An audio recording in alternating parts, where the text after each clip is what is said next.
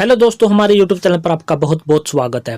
जैसा कि आप सभी को पता है, दिल्ली यूनिवर्सिटी के अंतर्गत रहने वाले आपके जो कॉलेज हैं वो आपके 3-4 कॉलेजों में है जो आपके नॉन टीचिंग स्टाफ की है, जो आपकी वैकेंसीज आपकी आई हुई है। और इन सभी का है जो आपने ऑनलाइन एप्लीकेशन फॉर्म किस प्रकार से अपने फ़ोन से अप्लाई करना है, पूरा प्रोसेस इस वीडियो के माध्यम से आपको करके दिखाने वाले हैं। सबसे पहले आपने क्या है, क्रोम ब्राउजर को खोल लेना। गूगल में आपने है जो ये टाइप कर देना DUNT.UOD, ये टाइप करके आपने सर्च कर देना। सर्च करने के बाद ही पहला ही ऑप्शन आपको इस प्रकार से दिखाई देने वाला होगा, दिल्ली यूनिवर्सिटी का, जो कि रिक्रूटमेंट पोर्टल का आपका रहने वाला होगा। तो आपने इस लिंक पर आपने रिक्रूटमेंट पोर्टल पर आपने क्लिक कर देना है।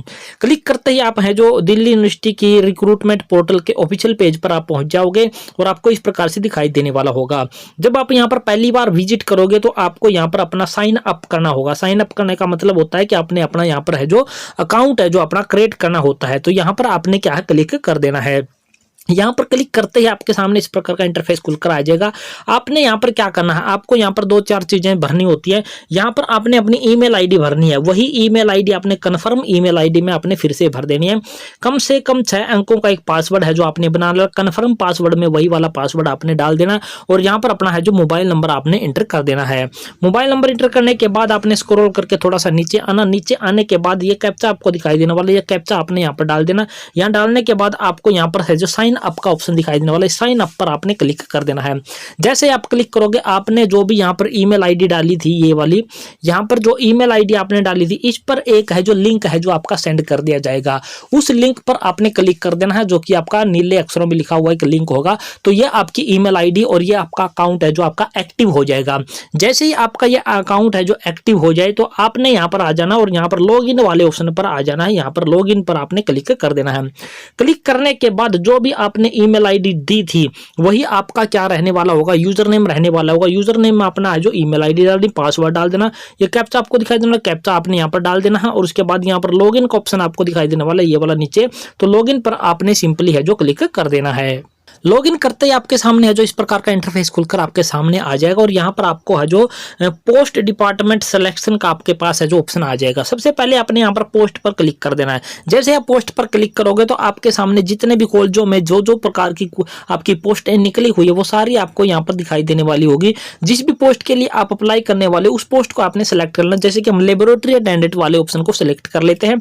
उसके बाद ऑर्गेनाइजेशन यूनिट का ऑप्शन आपको दिखाई देने वाला, इस पर क्लिक कर देना है। तो आपके जो भी कॉलेज आपके जिन जिन कॉलेजों में आपकी है जो भर्ती आई हुई है उन कॉलेजों को आप सिलेक्ट कर सकते हो। जिस भी कॉलेज में आपने अप्लाई करना उस कॉलेज को आपने सिलेक्ट करना है। जैसे कि हम यहाँ पर क्या है, अदिति महाविद्यालय को क्या है सिलेक्ट कर लेते हैं। सिलेक्ट करने के बाद यहाँ पर आपको ऑप्शन अब दिखाई देने वाला होगा एडवर्टाइजमेंट का। तो आपने इस एडवर्टाइजमेंट वाले ऑप्शन पर क्लिक कर देना है। इसके बाद अपनी कैटेगरी को सिलेक्ट करने का ऑप्शन आएगा, अपनी कैटेगरी को सिलेक्ट करना है। उसके बाद पीडब्ल्यूडी अगर आप हो तो आपने यहाँ पर अपना जो भी आपका पीडब्ल्यूडी की सेक्शन बनती है वो सिलेक्ट कर लेना, अदरवाइज को नॉट अवेलेबल पर क्लिक कर देना है।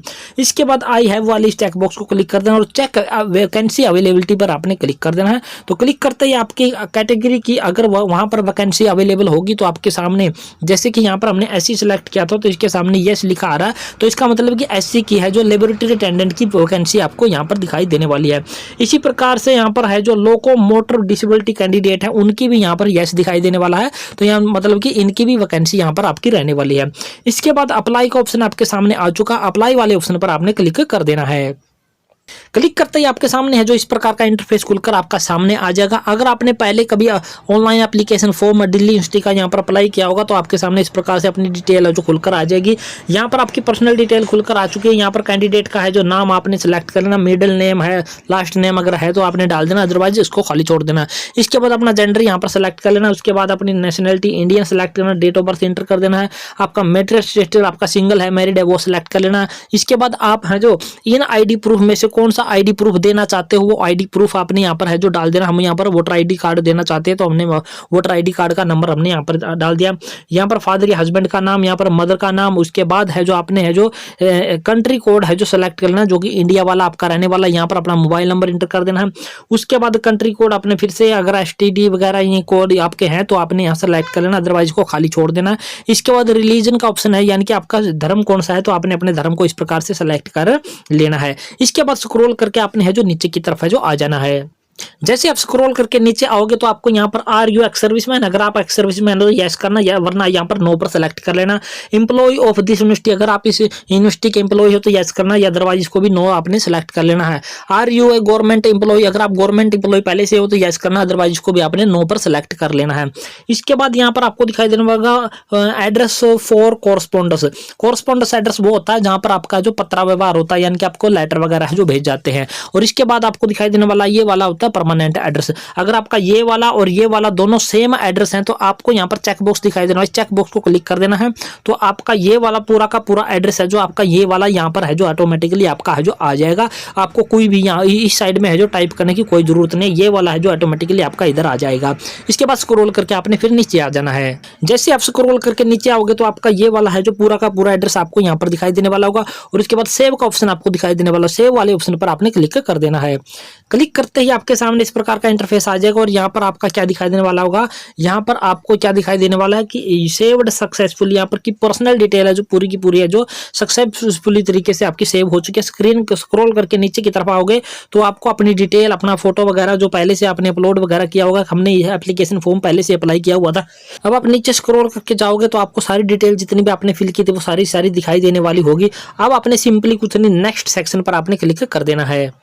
नेक्स्ट सेक्शन पर जब आओगे तो आपके सामने क्या आएंगी, आपकी क्वालिफिकेशन इंटर करने की ऑप्शन आएंगे। तो यहाँ पर स्कूलिंग डिटेल आपको यहाँ पर है जो 10वीं की डिटेल है, जो आपका पासिंग ईयर डालना है। उसके बाद मेन सब्जेक्ट कौन कौन से रहने वाले हैं वो डाल देना, अपनी परसेंटेज है या फिर ग्रेड है वो अपनी परसेंटेज यहाँ पर डाल देना, कौन से स्कूल कॉलेज से आपने क्वालिफिकेशन पास की है, कौन सा बोर्ड था वो आपने इंटर कर देना। इसी प्रकार से +2 की पासिंग ईयर, उसके मेन सब्जेक्ट, उसकी परसेंटेज या फिर ग्रेड में से आपको ऑप्शन सेलेक्ट करने का ऑप्शन आएगा। यहाँ पर परसेंटेज डाल देनी, यहाँ पर स्कूल का कॉलेज का नाम डाल देना और यहाँ पर बोर्ड का नाम आपने डाल देना है। तो ये सारी चीजें आपने डाल देनी है। अगर आप इनमें से कुछ गलती हो जाती है तो आप यहाँ पर एडिट पर क्लिक करके इसको एडिट भी कर सकते हैं।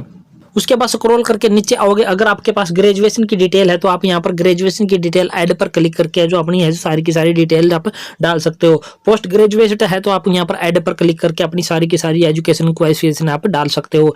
इसी प्रकार से अगर आपके पास एमफिल की डिटेल है तो आप एमफिल की डिटेल यहाँ पर है जो फिल कर सकते हो और सेव एंड ऐड पर आप क्लिक कर सकते हो। पीएचडी की डिटेल है तो इसी प्रकार से आप यहाँ पर सारी की सारी डिटेल आप डाल सकते हो और यहाँ पर सेव एंड ऐड पर क्लिक कर सकते हो। इसके बाद आपको दिखाई देने वाला अदर डिटेल कोई आपके पास है तो यहाँ पर आज जैसे कि आईटीआई का है, डिप्लोमा है, सर्टिफिकेट है, अदर डिग्री वगैरह कोई है तो आप यहाँ पर ऐड पर क्लिक करके डाल सकते हो। अदरवाइज आपने यहाँ पर कुछ नहीं करना, सेव नेक्स्ट सेक्शन पर आपने क्लिक कर देना है। नेक्स्ट सेक्शन पर क्लिक करते ही आप है जो यहाँ पर इस प्रकार से पहुंच जाओगे। अगर आपके पास वर्क एक्सपीरियंस आपके पास अवेलेबल है, वर्क एक्सपीरियंस का ऑप्शन आपके सामने आ गया, वर्क एक्सपीरियंस आपके पास ऐड करके यहाँ पर है जो सारी डिटेल आपने ऐड कर देनी है, अदरवाइज को भी खाली छोड़ देना। नीचे आप स्क्रॉल करके आओगे तो आपको यहाँ पर दिखाई देने वाला होगा प्रेजेंट एम्प्लॉय डिटेल। अगर आप यहाँ पहले से ही कहीं कार्यरत हो तो आपकी डिटेल है जो आपने यहाँ पर है जो इंटर कर देनी है कि अगर आप यहाँ काम करने वाले हो, ये पोस्ट आपकी थी। अगर नहीं है तो आपने कुछ भी नहीं करना, यहाँ पर नेक्स्ट का ऑप्शन आपको दिखाई देना है, नेक्स्ट सेक्शन वाले ऑप्शन पर आपने क्लिक कर देना है। सेक्शन पर क्लिक करते ही आपके सामने है जो इस प्रकार का इंटरफेस खुलकर आ जाएगा। यहाँ पर आपको कोई रिसर्च वगैरह इनमें से कोई भी डिटेल आपके पास है तो आप यहाँ पर क्या करोगे, इंटर करोगे। इंटर करने के बाद यहाँ पर ऐड पर क्लिक कर दोगे। इसके बाद और कोई रिसर्च वगैरह का ऑप्शन अगर आपके पास डिटेल है तो आपने यहाँ पर ऐड करनी है और इस प्रकार से यहाँ पर ऐड करते जाओगे। या अगर आपके पास कुछ भी नहीं है तो आपको नेक्स्ट सेक्शन पर आपने सिंपली क्लिक कर देना है, जैसे कि हम यहाँ पर करके दिखा रहे हैं। नेक्स्ट सेक्शन पर हमने क्लिक कर दिया। क्लिक करने के बाद इसके बाद आपके आ जाता है मिसलेनियस। मिसलेनियस में आपको क्या दिखाई देने वाला है कि अगर आपकी ज्वाइनिंग होती है तो आप कितने दिनों में अपना जो आप यहाँ पर क्या है ज्वाइनिंग कर लोगे। तो हमने 30 दिन लग दिया है। Do you computer proficiency certificate अगर आपके पास है तो यस करना, अदरवाइज को आपने नो पर सेलेक्ट कर लेना है। इसके बाद स्क्रॉल करके आपने नीचे की तरफ आ जाना, इन सभी को खाली छोड़ देना है। इसके बाद जितने भी ये आपके डिस्क्लोजर है, डिस्क्लोजर में आपने सभी पे नो रखना है। अगर आपने किसी पर भी यस कर दिया तो आप एप्लीकेशन फॉर्म है जो फिल नहीं कर पाओगे। इसके बाद स्क्रॉल करके नीचे आना और नीचे आने के बाद आपको यहाँ पर 2 रेफरेंस नंबर देने हैं, 2 ऐसे बंदों के नाम देने हैं जो आपको अच्छी प्रकार से जानते हो, गवर्नमेंट सेक्शन में एम्प्लॉय हो। तो हमने जैसे कि पहला नाम दे दिया, दूसरा नाम दे दिया, उनके किस किस इंस्टीट्यूट या डिपार्टमेंट में काम करते हो डिपार्टमेंट लिख दिया, उनकी डेजिग्नेशन लिख दी है, उनका एड्रेस हमने लिख दिया, उनके मोबाइल नंबर लिख दिया और उनकी ईमेल आईडी भी हमने यहाँ पर है जो लिख दी है। लिखने के बाद आपने कुछ नहीं करना, सीधा सबमिट पर आपने क्लिक कर देना है। सबमिट पर क्लिक करते आपके सामने है जो इस प्रकार का इंटरफेस खुलकर आपके सामने आ जाएगा और मिसलेनियस की डिटेल जो भी आपने फिल की थी वो सारी की सारी आपको यहाँ पर दिखाई देने वाली होगी। अब आपने कुछ नहीं करना, स्क्रॉल करके नीचे आ जाना है। नीचे आओगे तो आपको यहाँ पर दिखाई देने वाला होगा लैंग्वेज नोन, कौन कौन सी लैंग्वेज आप जानते हो। तो आपने यहाँ पर एडिट वाले ऑप्शन पर क्लिक कर देना है। एडिट वाले ऑप्शन पर क्लिक करने के बाद आपने यहाँ पर है जो अपनी भाषा का है जो चुनाव कर देना। जैसे कि हम यहाँ पर कर देते हैं, यहाँ पर हमने क्या कर दिया है, हिंदी टाइप कर दिया है। हिंदी हम पढ़ सकते हैं, बोल सकते हैं, लिख सकते हैं, तीनों चीजें कर दिया। उसके बाद ऐड सेव पर हमने क्लिक कर दिया। उसके बाद एक और लैंग्वेज हम यहाँ पर टाइप करेंगे जो कि हमारी रहने वाली है इंग्लिश। इंग्लिश को हमने टाइप कर दिया। टाइप करने के बाद हम क्या करते हैं, उसको बोल नहीं सकते, हम उसको रीड कर सकते हैं, पढ़ सकते हैं, और ऐड एंड सेव पर हमने क्या है, क्लिक कर दिया है। तो दो भाषाओं के बारे में हमें जानकारी थी, दोनों भाषाओं के बारे में हमने जानकारी थी, तो हमने यहाँ पर दे दिया। इसके बाद बैक पर हम क्या क्लिक कर देते हैं। क्लिक करने के बाद फिर से उसी सेक्शन पर पहुंच जाएंगे और उसके बाद आपने कुछ नहीं करना, यहाँ पर नेक्स्ट सेक्शन पर आपने क्लिक कर देना। नेक्स्ट सेक्शन पर क्लिक कर दे, आपके सामने यहाँ पर है जो नो ऑब्जेक्शन सर्टिफिकेट आपका है जो please select check box if NOC not available. आपके पास एनओसी उन लोगों को चाहिए होती है जो ऑलरेडी कहीं ना कहीं काम करने वाले होते हैं, तो हम काम करने वाले नहीं है, तो हम यहाँ पर चेक बॉक्स पर क्लिक कर देंगे। क्लिक करने के बाद सीधा हम क्या करेंगे, सेव पर क्लिक कर देते हैं। सेव पर क्लिक करते ही हमारे सामने इस प्रकार से नो ऑब्जेक्शन का सर्टिफिकेट का इस प्रकार से दिखाएगा। उसके बाद प्रोसीड टू नेक्स्ट सेक्शन पर हमने क्या है, क्लिक कर देना है।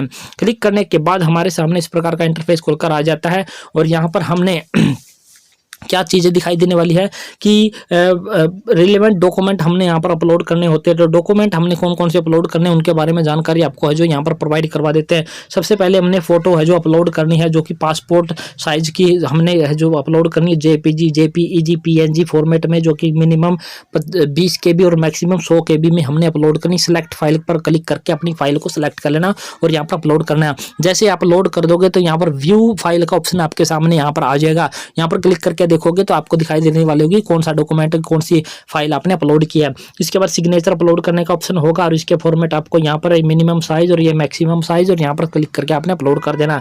इसके बाद 10th क्लास की सर्टिफिकेट की जो कि आपने इन फॉर्मेट में अपलोड करनी, मिनिमम साइज ये रखना, मैक्सिमम साइज ये करना, यहाँ पर सेलेक्ट करके आपने अपलोड कर देना। अपलोड करने के बाद व्यू का ऑप्शन आपके सामने आ जाएगा।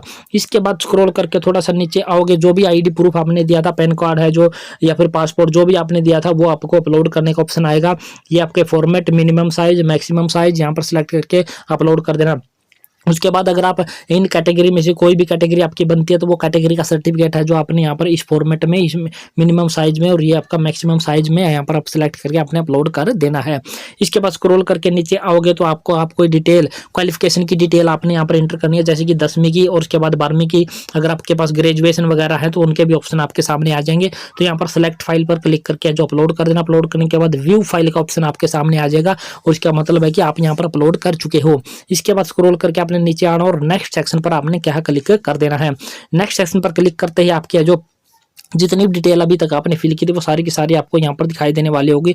स्क्रॉल करके आपने धीरे धीरे नीचे की तरफ आ जाना है और जितनी डिटेल आपने फिल की थी वो सारी डिटेल आपको यहाँ पर दिखाई देने वाली होगी। अब आपको यहाँ पर कुछ नहीं करना, फाइनल सबमिट का एक ऑप्शन आपको दिखाई देने वाला होगा। यहाँ पर इस चेक बॉक्स को क्लिक कर देना और नेक्स्ट सेक्शन पर आपने क्लिक कर देना है। नेक्स्ट सेक्शन पर क्लिक करते ही यहाँ पर आपको सेलेक्ट यूर कैटेगरी को अपने को सिलेक्ट कर लेना। उसके बाद प्रोसीड फॉर सबमिशन पर आपने क्लिक कर देना है। जैसे आप क्लिक करोगे तो आपके सामने इस प्रकार से आपका है प्रोसीड फॉर पेमेंट का ऑप्शन है जो आपके सामने आ जाएगा। यहाँ पर आपको दिखाई देने वाली होगी सारी डिटेल और एससी कैटेगरी की कितनी फीस आपको लगने वाली है वो फीस आपको है जो यहाँ पर दिखाई देने वाली होगी। आपकी कैटेगरी यहाँ पर दिखाई देने वाली होगी और इसके बाद आपको यहाँ पर है जो प्रोसीड टू पेमेंट गेटवे का एक ऑप्शन आपको दिखाई देने वाला होगा। इस पर आपने क्या है क्लिक कर देना है। जैसे आप इस पर क्लिक करोगे तो कुछ समय की प्रोसेसिंग के बाद इस प्रकार का इंटरफेस खुलकर आ जाएगा। यहाँ पर आपको पेमेंट करने के कई सारे ऑप्शन दिखाई देने वाले होंगे, नेट बैंकिंग का, डेबिट कार्ड का और क्रेडिट कार्ड का और यूपीआई का मतलब कि आपके जो यूपीआई वगैरह चलाते हो आपका मोबाइल नंबर ऑटोमेटिकली यहाँ पर वो है जो उठा लिया जाएगा। तो हम यूपीआई वाले ऑप्शन पर जैसे कि हम यहाँ पर क्या है क्लिक कर देते हैं। यूपीआई वाले ऑप्शन पर हमने क्लिक कर दिया तो आपके सामने यहाँ पर है जो क्या दिखाई देने वाला है, एक है वीपीए और एक है क्यूआर। तो हम क्यूआर वाले ऑप्शन को क्या करेंगे, सेलेक्ट करेंगे। जैसे कि हमने क्यूआर वाले ऑप्शन को सेलेक्ट कर दिया उसके बाद प्रोसीड नाउ पर क्लिक दिया। क्लिक करते ही आपके सामने क्यूआर कोड है जो इस प्रकार से खुलकर आ जाएगा। तो आपने क्या करना, दूसरे वाले फोन को क्या है सेलेक्ट ले लेना है और इस क्यूआर स्कैनर को आपने क्या है स्कैन कर लेना। स्कैन करने के बाद आपने पेमेंट कर देना। जैसे आप 600 रुपए की फीस है जो पे कर दोगे, पे करते ही आपके है जो यहाँ पर पेमेंट है जो हो जाएगी और आपका एप्लीकेशन फॉर्म है वो फाइनली यहाँ पर क्या हो जाएगा, सबमिट हो जाएगा। तो इस प्रकार से आप है जो कोई भी जो भी दिल्ली यूनिवर्सिटी के अंतर्गत रहने वाले कॉलेजों में नॉन टीचिंग स्टाफ की जो आपकी वैकेंसीज आपकी आती हैं, वो अपने अपने फ़ोन से ऑनलाइन एप्लीकेशन फॉर्म किस प्रकार से अप्लाई करना, वो पूरी प्रोसेस इस प्रकार से आपको है जो करने वाली होती है। तो हमने अब आपको है जो सिखाया कि आपने दिल्ली यूनिवर्सिटी में नॉन टीचिंग स्टाफ की जो वैकेंसीज आपकी आती है, तो रिक्रूटमेंट के पोर्टल के माध्यम से आपने किस प्रकार से अप्लाई करना, पूरा प्रोसेस इस वीडियो के माध्यम से हमने आपको है जो करके दिखा दिया है। तो आशा करते हैं हमारे द्वारा सिखाई गई पूरी प्रक्रिया आपको पसंद आई होगी। पसंद आई तो हमारे चैनल को आपने सब्सक्राइब कर देना। सब्सक्राइब करने के साथ साथ वीडियो को अपने दोस्तों मित्रों के साथ आपने शेयर जरूर कर देना है। तो जय हिंद, जय भारत दोस्तों।